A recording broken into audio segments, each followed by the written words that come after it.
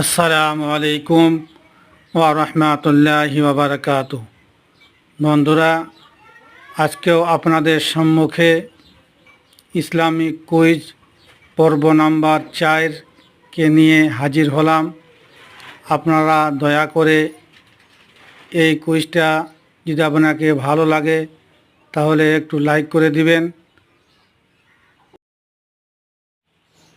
Share করবেন, অপরকে দেখার সুযোগ করে দিবেন।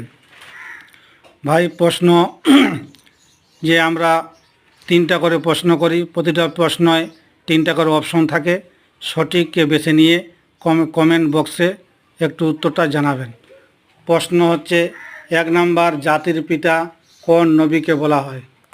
অপশন নাম্বার 1 হজরত নূহ আলাইহিস সালাম, অপশন নাম্বার 2 হজরত ইব্রাহিম আলাইহিস সালাম, অপশন নাম্বার 3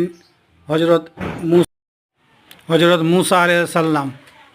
2 নম্বর প্রশ্ন, যেহেতু আমরা কুরবানি করব, সহি নিয়তে আল্লাহর উদ্দেশ্যে কুরবানি করব, তো 2 নম্বর প্রশ্ন হচ্ছে, কুরবানি কোন নবীর সুন্নত? 1 নম্বর হজরত আদম আলাইহিস সালাম, 2 নম্বর হজরত ইসমাইল আলাইহিস সালাম, 3 নম্বর হজরত ইব্রাহিম আলাইহিস সালাম।